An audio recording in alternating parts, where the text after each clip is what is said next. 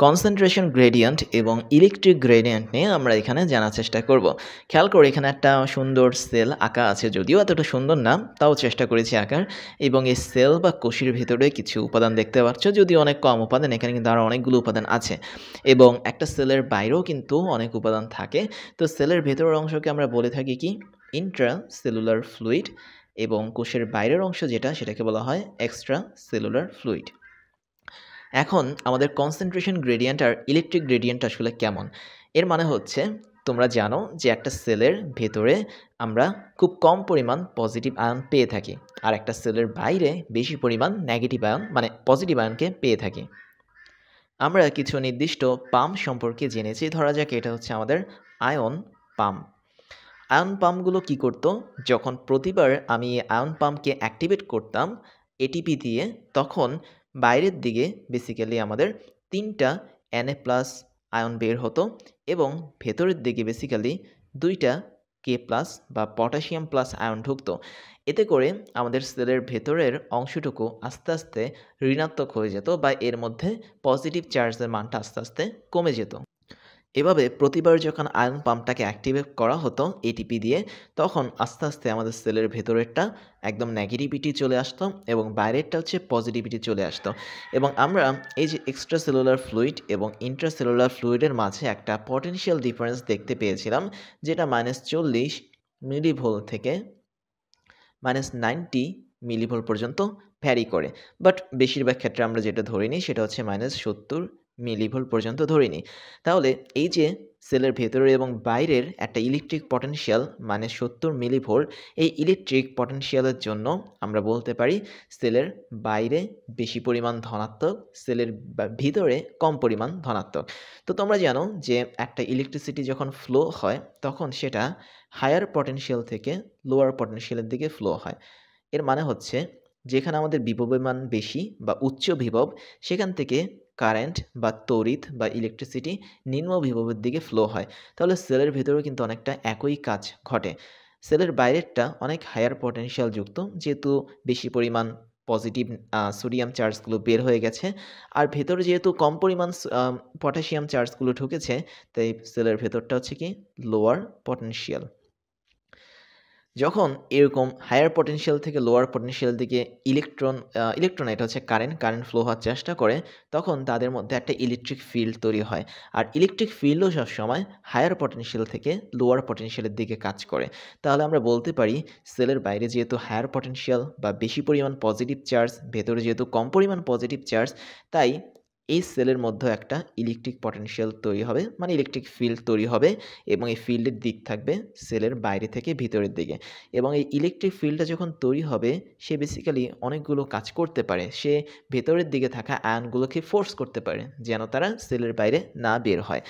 এখন আমাদের electric gradient যেটা, সেই ইলেকট্রিক গ্রেডিয়েন্ট হচ্ছে আমাদের এই ফোর্সটা, দ্যাট মিন্স ইলেকট্রিক ফিল্ড যে ফোর্সটা তৈরি করে, এই ফোর্সের জন্য সেলের ভেতর থেকে তেমন কোনো আয়ন সেলের বাইরে বেরিয়ে আসতে পারে না।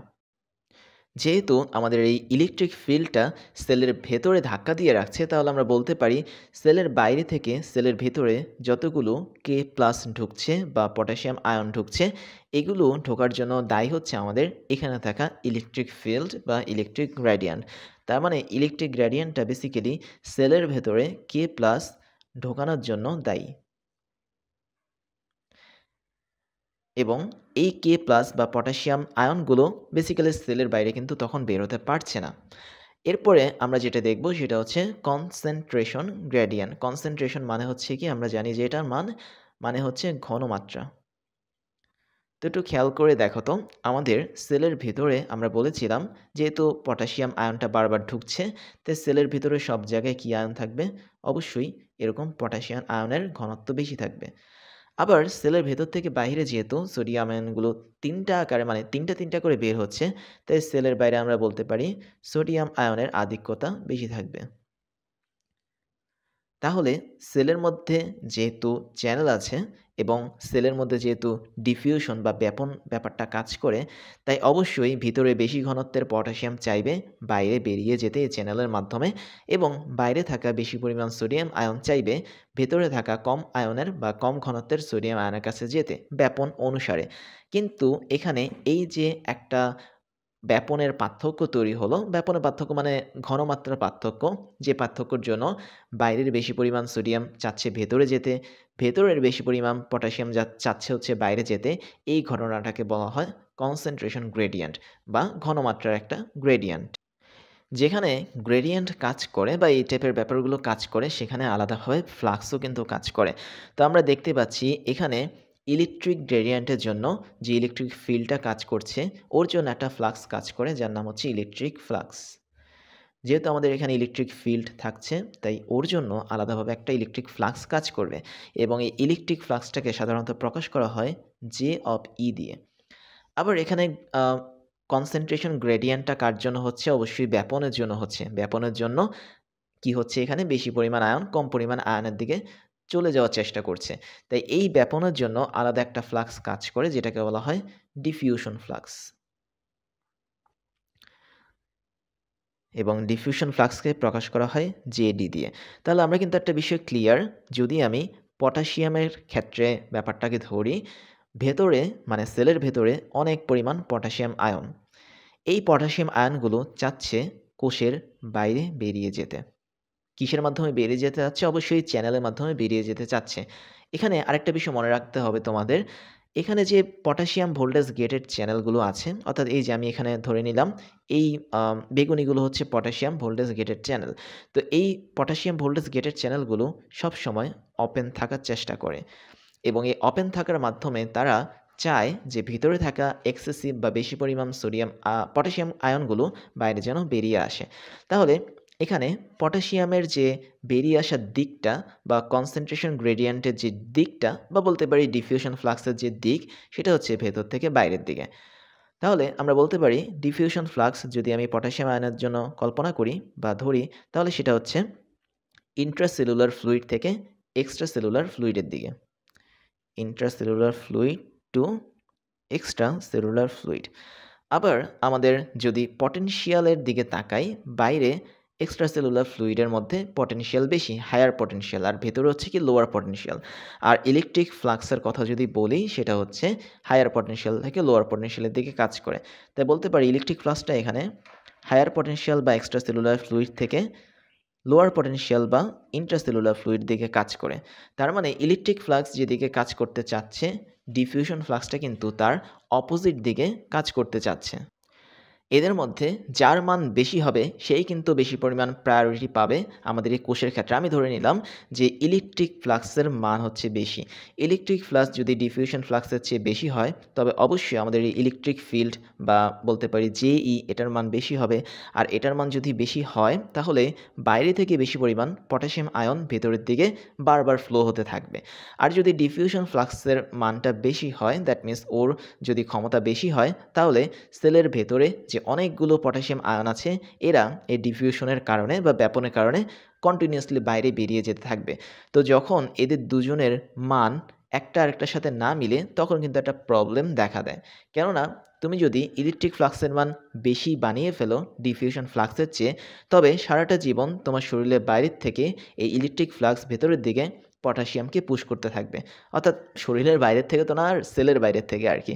তো এই সেলের বাইরে থেকে যখন ভিতরে অতিরিক্ত পটাশিয়াম ঢুকতে থাকবে সবসময়, তখন সেলটা কিন্তু আর আগের মতো কাজ করতে পারবে না। কেননা এত বেশি পরিমাণ পটাশিয়াম দিয়ে সে কী করবে, তাই না? একটা সেলের মধ্যে যদি সারাটা জীবন ধরে তুমি পটাশিয়াম ঢোকাতে থাকো, এর মানে এই না যে সময় অনেক ভালো থাকবে।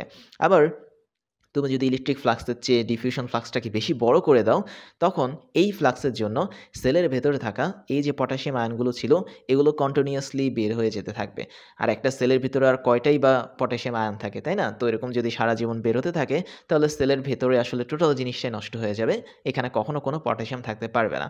তার মানে সৃষ্টিকর্তা এমন একটা মেকানিজম তৈরি করে রেখেছেন, যে মেকানিজমের মাধ্যমে আমাদের ইলেকট্রিক ফ্লাক্স এবং ডিফিউশন ফ্লাক্সটা সমান থাকে। এবং সমান থাকলে হয় কি, যে আমাদের সেলের ভেতর থেকে পটাশিয়াম এক্সেসিভ হলে সেগুলো বের হয় না, আবার বাইরে থেকেও এক্সেসিভ কোনো পটাশিয়াম ভেতরে ঢুকতে পারে না, একদম ফিক্সড থাকে বা রেস্টিং অবস্থায় থাকে।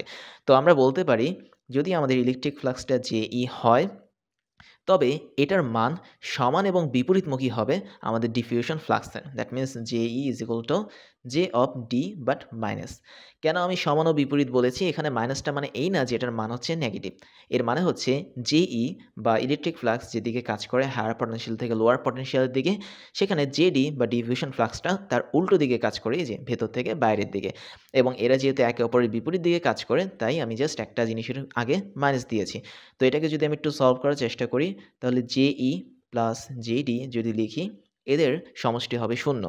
তার মানে আমাদের রেস্টিং অবস্থায় বা স্বাভাবিক অবস্থায় একটা সেলের মধ্যে ইলেকট্রিক ফ্লাক্স এবং ডিফিউশন ফ্লাক্সের যে টোটাল যোগফল বা ম্যাথমেটিক্যাল সামেশন, সেটার মান হয় 0। এবং এই ছোট্ট অংশটাকে একটা সূত্রের মাধ্যমে প্রকাশ করা হয়, যেটাকে বলা হয় ফিক্স ল। তো এটা একটু লিখে ফেলি, FICKS ফিক্স ল।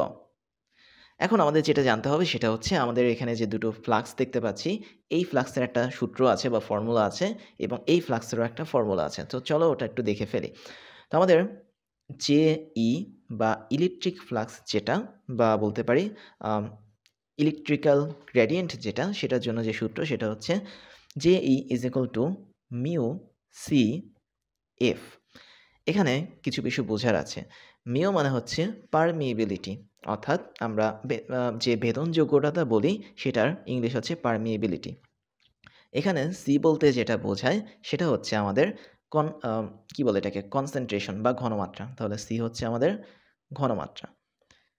কার ঘনমাত্রা? অবশ্যই আমাদের আয়ন্সগুলোর ঘনমাত্রা। এফ বলতে বোঝায় ইলেকট্রিক ফোর্স। এবং এই ইলেকট্রিক ফোর্সটা কিভাবে কাজ করে? এখানে হায়ার পটেনশিয়াল থেকে লোয়ার পটেনশিয়াল থেকে কাজ করছে। তো এটাকে আমি যদি একটু ভাঙি, আমাদের কিন্তু মনে আছে যে এফ বা ইলেকট্রিক ফোর্স ছিল ইলেকট্রিক চার্জ গুণন ইলেকট্রিক ফিল্ড। তো এই সূত্রটা যদি আমি এখানে বসাই, তাহলে আমরা কি পাবো? মিউ সি, কিউ হচ্ছে আমাদের চার্জ, ই হচ্ছে আমাদের ইলেকট্রিক ফিল্ড। তাহলে electric field is equal two electric force is equal two electric field into আমাদের চার্জের মান। এখন আমরা যে সূত্রটা দেখব সেটা হচ্ছে, আমাদের যেহেতু জেই দেখা হয়ে গেছে, আমরা জেডি দেখি। সো জেডি মানে হচ্ছে ডিফিউশন ফ্লাক্স, এবং ডিফিউশন ফ্লাক্সের সূত্রটা হচ্ছে এরকম, minus D del C divide by del X. এখানে মাইনাস ডি বলতে বোঝায় যে ডিটা আছে, এই ডি এর মানে হচ্ছে একটা কনস্ট্যান্ট, যেটাকে বলা হয় ডিফিউশন কনস্ট্যান্ট। তাহলে ডি হচ্ছে কি? Diffusion constant. এবং এখানে যে সিটা আছে এটা মানে একই আগের মতো কনসেন্ট্রেশন বা আয়নের ঘনমাত্রা। আর নিচে যে এক্সটা আছে, এক্স মানে হচ্ছে ডিস্টেন্স। তো ব্যাপারটা আসলে কেমন? ব্যাপারটা হচ্ছে আমরা যে ব্যাপনটা ঘটাতে যাচ্ছি বা ডিফিউশনটা যে ঘটাতে যাচ্ছি বেশি ঘনত্ব থেকে কম ঘনত্বের দিকে, তাদের মধ্যে যে দূরত্বটা, সেটার জন্য আমাদের ডিস্টেন্স সিকে ব্যবহার করা হয়। আর এই যে এখানে যে ঘনমাত্রাটা আমাদের ভিতরে আছে অতিরিক্ত পটাশিয়াম আয়নের, ওই ঘনমাত্রা বা কনসেন্ট্রেশন বোঝানোর জন্য এই সিটাকে ইউজ করা হয়। আর এখানে ডিফিউশন কনস্ট্যান্টের মান হচ্ছে স্পেসিফিকভাবে দেওয়া থাকে, যদি কোনো প্রশ্ন আসে সেই প্রশ্নের মধ্যে এগুলো দেওয়া থাকবে।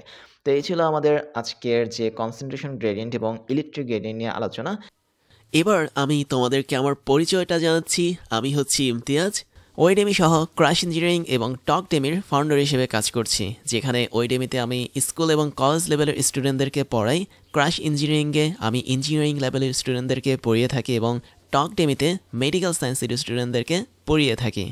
সেই সাথে আমি বিগত 10 বছর ধরে 5 লাখেরও বেশি স্টুডেন্টদেরকে অনলাইন এবং অফলাইনে পড়িয়েছি। আমার এডুকেশনাল ব্যাকগ্রাউন্ড হচ্ছে বিএসসি কমপ্লিট করেছি ইলেকট্রিক্যাল অ্যান্ড ইলেকট্রনিক ইঞ্জিনিয়ারিং নিয়ে, এমএসসি কমপ্লিট করেছি বায়োমেডিক্যাল ইঞ্জিনিয়ারিং নিয়ে, এবং বর্তমানে একটা ইউনিভার্সিটিতে লেকচার হিসেবে কাজ করে যাচ্ছি।